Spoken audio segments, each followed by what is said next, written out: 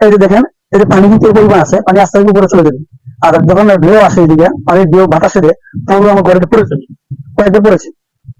সুতরাং আপনাদের কাছে বারবার আমি আসসালামু আলাইকুম ওয়া রাহমাতুল্লাহি ওয়া বারাকাতুহু। সম্মানিত দর্শকবৃন্দ, আমি যেখানে দাঁড়িয়ে আছি সেখানে সেই জায়গাটা হলো আমার ঘরের সাথে একবারে এই দিকে সাথে দেখা হালকা, এই দেখতে পাচ্ছেন আমার ঘর।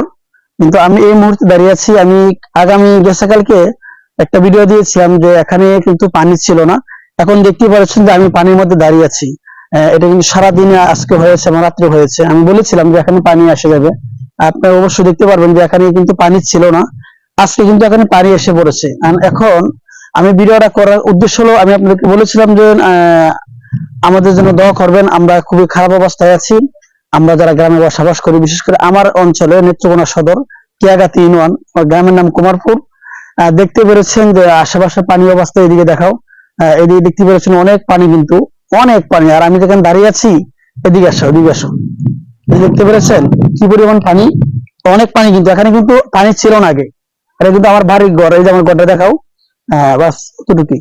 এই যে দেখেন আমার ঘরের ভিটা, মানে মূল ঘর থেকে একটু দূরে। তো আমি যেখানে দাঁড়িয়ে আছি এখানে কিন্তু আগে পানি ছিল না, এখন কিন্তু পানি দেখতে পেরেছেন, এখানে পানি। আমি পানির মধ্যে হাঁটতেছিলাম, আর আগামীকালকে মানে গতকালকে এখানে কিন্তু পানি ছিল না, শুকনা ছিল একবারে। আমি ভিডিওর আগে যখন করেছিলাম আপনি দেখতে পারবেন, এখানে কিন্তু কোনো পানি ছিল না। এখন কিন্তু এখানে পানির মধ্যে আমি দাঁড়িয়ে একটা ভিডিও করছি, আপনি দেখতে পেরেছেন আমরা কতটুকু কষ্টে আছি। বা আমি শুধু আমি না, আমাদের গ্রামের প্রত্যেকটা অঞ্চলে, প্রত্যেকটা প্রায় বাড়ি ঘরে এই অবস্থায় আছে। বিশেষ করে আমার গ্রাম সাইডটা একটু, এই সাইডটা হলো একটু নিচু এলাকা, এখানে একটু বেশি পানি হয়। আমরা কিন্তু সেই অবস্থার মধ্যে আছি। তো আশা করছি মনে হয় তো আজকে পানি বেড়ে যাবে, যেভাবে পানি বাড়তেছে আমরা কিন্তু অনেক খারাপ অবস্থায় আছে। আমাদের জন্য দোয়া করবেন, আল্লাহ তাআলা যেন হেফাজত করেন। এবং ঘর বাড়ি কিন্তু এমন অবস্থা হয়েছে যে ঘর বাড়ি কিন্তু আমাদের নিয়ে নিবে।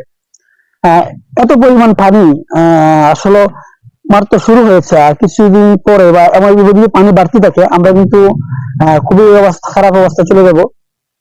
এমন হতে পারে আমরা ঘরে না থাকতে পারি। তো বেশি বেশি করে আপনি আমাদের জন্য দোয়া করবেন, যারা যে যেখান থেকে আমার ভিডিওটা দেখবেন, দেশ এবং দেশের বাইরে থেকে, অবশ্যই বেশি বেশি করে ভিডিওটা শেয়ার করে দিবেন, অন্যজনকে সুযোগ করে দিবেন যাতে তারা দোয়া করতে পারে আমাদের জন্য। দেখুন কি পরিমাণ পানি এখানে কিন্তু। গতকালকে আগে একটা ভিডিও দিয়েছিলাম, এখানে কিন্তু পানি ছিল না, এত শুধু জমি ছিল।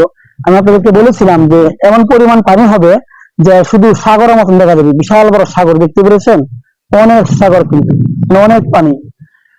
তো বুঝুন যে আমরা কি কতটুকু কষ্টে আছি, বা আমরা কতটুকু কি অবস্থায় আছি এখন।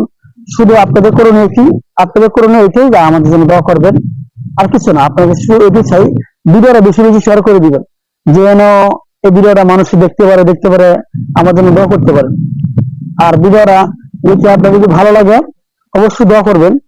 আর বিশেষ করে আমাদের যারা বন্যা হচ্ছে, বিশেষ করে সিলেট এলাকা, সুনামগঞ্জ এলাকা, ওরা খুব খারাপ অবস্থার মধ্যে আছে, ওদের জন্য দোয়া করবেন, পাশাপাশি আমাদের জন্য দোয়া করবেন। দেখো তুমি দিকে যাও, না। আর এটা আমার বাড়ির মূল অংশ, দেখছেন বাড়ির মধ্যে পানি উঠতেছে, আর কিছু না। আর ভিডিওটা যদি ভালো লাগে অবশ্যই শেয়ার করে দিবেন। সবাই ভালো থাকুন, সুস্থ থাকুন। আসসালামু আলাইকুম ওয়া রাহমাতুল্লাহি ওয়া বারাকাতুহু।